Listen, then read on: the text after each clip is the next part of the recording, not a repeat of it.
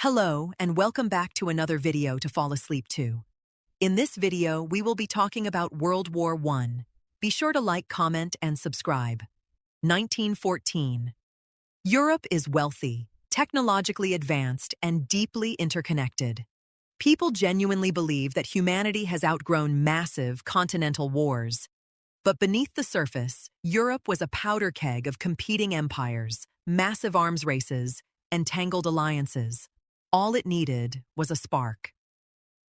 On June 28, 1914, a 19-year-old Serbian nationalist named Gavrilo Princip provided it. Princip assassinated Archduke Franz Ferdinand, the heir to the Austro-Hungarian throne, during a visit to Sarajevo. It was a tragic, localized, political murder. But because of the complex web of treaties tying Europe's powers together, this single act dragged the entire planet into the deadliest conflict humanity had ever seen. This wasn't just a war. It was the birth of the modern, mechanized world, delivered through fire, mud, and steel. Today, we are walking through the timeline, the tactics, and the staggering human cost of the First World War. To understand how a murder in the Balkans started a world war, we have to look at the alliances. Europe was divided into two main camps, the Triple Entente, France, Russia, and Britain, and the Triple Alliance, Germany, Austria, Hungary, and Italy. After the assassination, Austria-Hungary wanted to crush Serbia, but Serbia was backed by Russia. Austria-Hungary looked to its powerful ally, Germany, who essentially handed them a blank check of military support. When Russia mobilized its massive army to protect Serbia, Germany declared war on Russia. Because France was allied with Russia, Germany declared war on France too. In just over a month, the dominoes had fallen. Germany faced a nightmare, a two-front war against Russia in the east and France in the west. Their solution was the Schlieffen Plan. The idea was to quickly invade France through neutral Belgium, capture Paris, knock France out of the war, and then rush their troops east to fight the slower mobilizing Russians. But reality rarely survives contact with the enemy.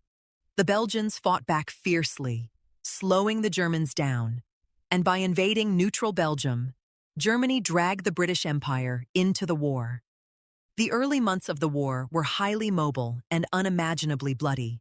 Generals were using 19th-century tactics, massed infantry charges and cavalry, against 20th-century weapons.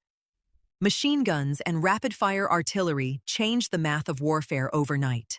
A single machine gunner could mow down dozens of charging men in seconds. By late 1914, both sides realized that staying above ground meant certain death, so they started to dig. By the winter of 1914, a continuous line of trenches stretched from the Swiss border all the way to the North Sea coast of Belgium. This was the Western Front, and for the next 4 years, it barely moved. Life in the trenches was a unique kind of hell. It wasn't just the enemy you were fighting the environment. The trenches were infested with rats the size of cats. Millions of fleas and lice carried trench fever. And the mud.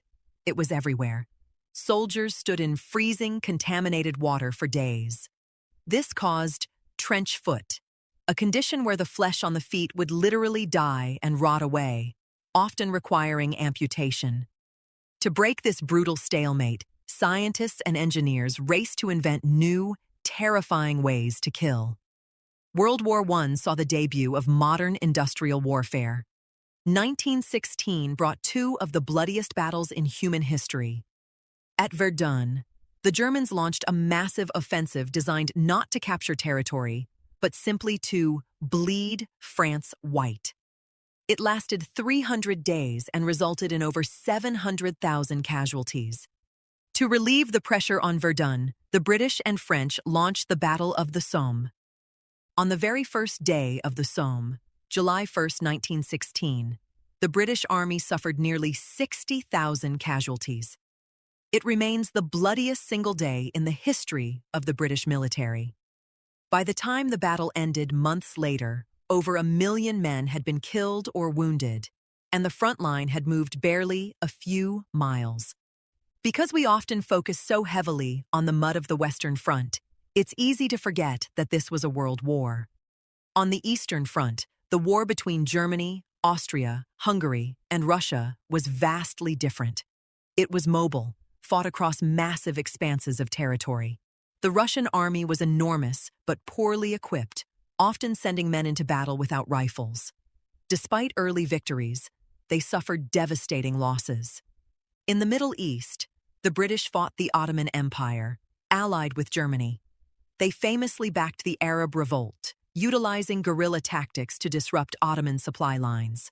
Meanwhile, in the freezing mountains of the Alps, Italian and Austro-Hungarian troops fought a brutal, high-altitude war, where avalanches were sometimes as deadly as artillery. But the war that ultimately shifted the balance of power took place on the ocean. Britain used its massive navy to blockade Germany, slowly starving the German population of food and resources. In desperation, Germany unleashed unrestricted submarine warfare. Their U-boats sank merchant ships and passenger liners heading to Britain. In 1915, a German U-boat sank the British ocean liner RMS Lusitania, killing 1,198 people, including 128 Americans. This enraged the United States, which had been strictly neutral. 2 years later, in 1917, British intelligence intercepted the Zimmermann telegram, a secret message from Germany proposing an alliance with Mexico against the U.S. Combined with Germany resuming unrestricted submarine warfare, this was the final straw. In April 1917, the United States declared war on Germany. 1917 was a pivotal year. Just as the fresh American troops were preparing to enter the war, the Allies lost their eastern partner. Russia collapsed into revolution. The Bolsheviks, led by Vladimir Lenin, seized power and pulled Russia out of the war entirely. For Germany, this was a massive opportunity. With the Eastern Front closed, they moved millions of troops to the west. They knew they had a very short window to win the war before millions of fresh American soldiers arrived. In the spring of 1918, Germany launched a massive all-or-nothing offensive. They broke the trench stalemate and pushed perilously close to Paris. But they overextended themselves. Their supply lines broke down, and their soldiers were exhausted and starving. The Allies, now bolstered by hundreds of thousands of American troops, launched the 100 Days Offensive. Using coordinated attacks of infantry, tanks, aircraft, and creeping artillery barrages, they pushed the German army back toward its own borders. Germany's allies began to crumble. Bulgaria, the Ottoman Empire, and finally Austria-Hungary all surrendered. Inside Germany, facing starvation and military defeat, sailors mutinied, and the Kaiser was forced to abdicate. At the 11th hour of the 11th day of the 11th month, 1918, an armistice, a ceasefire, went into effect. The guns finally fell silent. The cost of World War I is almost impossible to comprehend.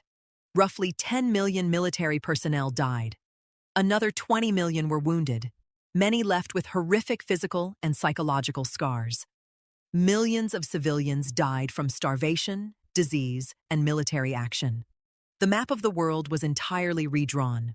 4 massive empires, the Russian, German, Austro-Hungarian, and Ottoman, ceased to exist. In 1919, the victorious nations met in Paris to hash out a peace treaty. The resulting Treaty of Versailles was deeply flawed. It placed the entire blame for the war on Germany, imposing massive financial reparations, stripping away its territory, and severely limiting its military.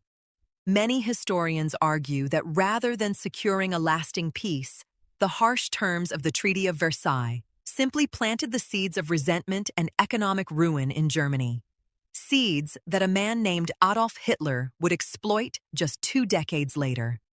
World War I was supposed to be the war to end all wars. Instead, it was the tragedy that set the stage for the rest of the 20th century. It taught us how to destroy each other on an industrial scale, but it failed to teach us how to prevent it. Thank you for watching. History isn't just about dates and battles. It's about understanding the decisions that shaped the world we live in today. If you found this breakdown helpful, please hit the like button, subscribe to the channel, and let me know in the comments which historical event we should cover next.